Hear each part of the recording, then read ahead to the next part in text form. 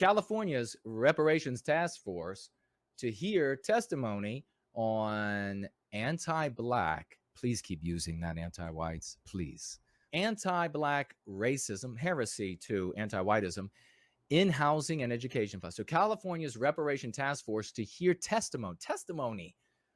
This is a real thing. This is a real thing. They are full. What are they chock full of? Now, I know you thought I was going to say dung. Maybe that too.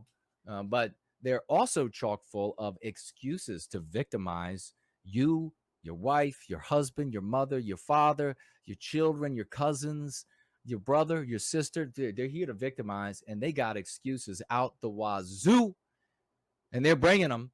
The difference is when they're talking to MAGA, when they're talking typical MAGA, who we're trying to save, conservatives who we're trying to save, patriots who we're trying to save, constitutionalists, First Amendment, right to self-defense, on and on, who we're trying to save. When they're talking to these folks out there, what are they going to get from them? They're going to get conversations and arguments and pushback against all of these claims, all of these excuses, all of these lies, pretexts to get to the victimization of us and our people. But guess what? When it comes to us and what we're sharing with the world, empowering the world with, no, you're not going to get pushback on us. We're just going to call you out as anti-white bastards. We're going to say, we don't care what excuse you have. If you have an anti-white conclusion, go to hell. That's the response. Continuing their historic charge. How long ago was it that the so-called journalists gave up journalism? I mean, they just pluck them right out of the field of fiction now, don't they? Just right out of the field. Total fiction. Total fiction. They used to write for like the Inquirer. Wasn't that the magazine back in the day? And you would see like an alien sitting in somebody's living room on the front of it at the checkout counter. That's as close as they made it. Fiction writers, like the third rate, the fourth rate, the fifth rate, never picked up their lousy books, never published. And so now they just said, look, put this badge on, says journalist, and you're going to write some wonderful fiction for us. It's all going to be inside this anti-white narrative, though. And they said, sure, big money, big house, nice car, sure, I'll do that. Continuing their historic charge. California's Reparation Task Force, their historic charge, really. Wow. Sarah. The first in the nation will meet this Tuesday and Wednesday. They don't actually know which day, actually, because they're not really all punctual people. Anti-whites, could be Tuesday, could be Wednesday, whenever you can get here in California, you know? The cars pulling up with the smoke pouring out of the windows, cracked. Not everybody, probably everybody, but not everybody. Cheech and Chong. To hear testimony on housing and education segregation. So, excuse to victimize white people. The impacts of environmental racism. Excuse to victimize white people. Discrimination in banking and the wealth gap. Excuses to victimize white people. Thanks so much. It's the fourth of at least 10 meetings as the group considers the history and impact of slavery. Excuse to victimize white people in the state, and how best to repay Black Californians, capital B, Black Californians, for those injustices. Boy, they are old. Those Black slaves in California, they are old. They are really old. I mean, that's a long time to be alive. There's somebody's doing right by them to live for all that time in slavery. Wow. All right. So they're saying actual slaves must be, because they couldn't possibly be saying many generations later. Or is that what they're saying? Ask CNN. Quote, we're moving more towards, it's actually toward, boy, these people and their bath salt usage, detailing some of the contemporary crimes against Black Americans, capital B, the contemporary crimes, okay? Like the entire, like all of the jobs that They're hiring how many white people out there? I'll just ask, how many white people listening to my voice, you and the whites have not gotten jobs because the companies are bragging about their diversity hiring? How many times have we seen? Every single quarter, both small town restaurants all the way up to international corporations are bragging about all the diversity hires. And when you have a diversity hire, you have what? A diversity fire. And there's only one kind of person that you can either not hire or fire, and that's whitey.